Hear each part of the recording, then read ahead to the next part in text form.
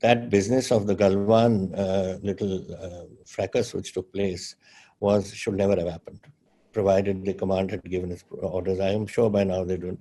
And if the Chinese think that they're going to get away with what they're trying to do, as long as I'm sure our military establishment knows exactly what they have and what we have and how we can match them.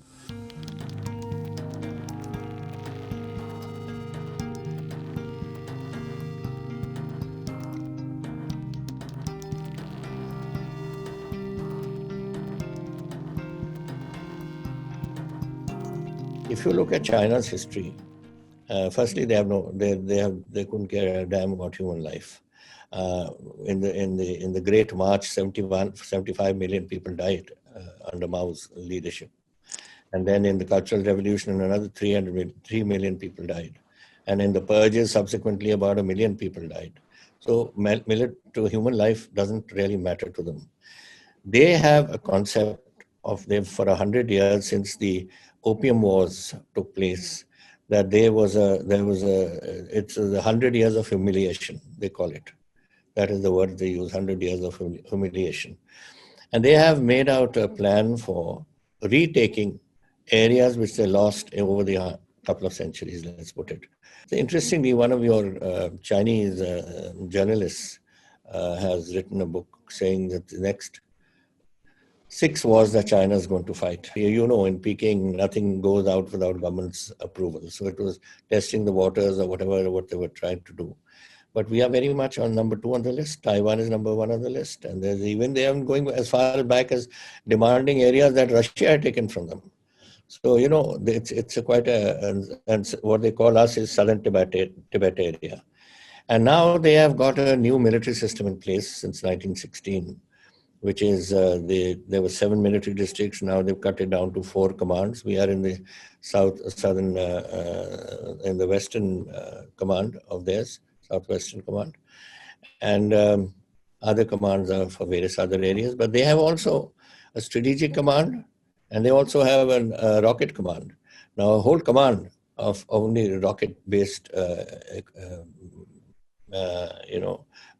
establishments. And similarly, in the strategic is nuclear-based. So that is the scenario today. So now they are flexing their muscles. And I think they have this business of their coming to Galwan. This is not the first time. In 1962, they came to Galwan. Galwan and Hot Springs were held by 5 Jat. And I remember Major Husbandis was taken prisoner. He was wounded and taken prisoner. He was holding a company at Galwan. And in Hot Springs, there was Major Ajit Singh, who was also 5 Jats, and he had to withdraw. And this came into a perimeter. Brigadier Raina, who was our former chief, he was commanding that brigade then.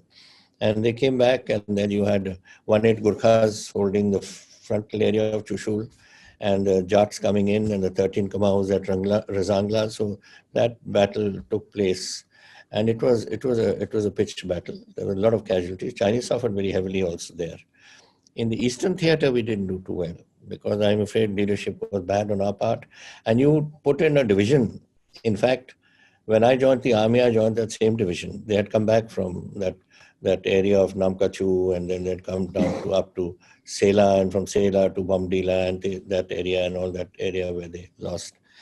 In fact, I am the 62 Brigade, which is commanding Sela, was my old deputy commandant from the NDA, Brigadier Hushar Singh. He was killed there.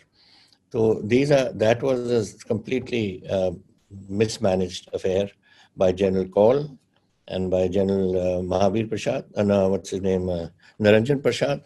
And really what they did was they brought in, brigade commanders who were commanding those brigades for 2 years. They took them out and brought in new brigade commanders and put them in who were on the verge of retirement, but they had big medals on their shoulders, and they thought that these guys will hold the show, and it really became bad.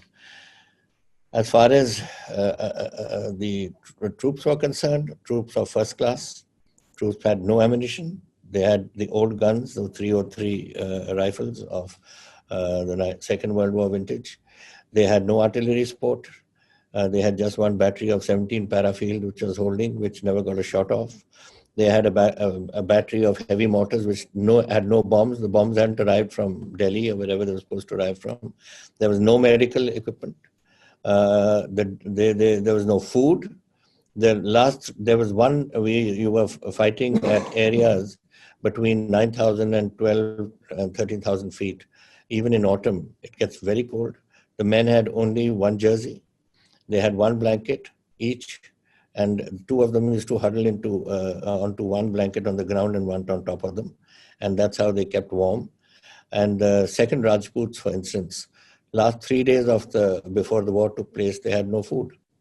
They had just rice and atta and salt, and that's what they used. And they had no tea, just tea leaves, no milk. And they could just take tea and put some salt in it or just drink it without anything. Now, that was a scenario that you developed then. Today, that is not the scenario. And if the Chinese think that they're going to get away with what they're trying to do, as long as I'm sure our military establishment knows exactly what they have and what we have and how we can match them.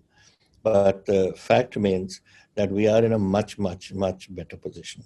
I mean, where there was one brigade, 114 brigade in Trishul, now we have a whole corps there, which is nearly 10 brigades.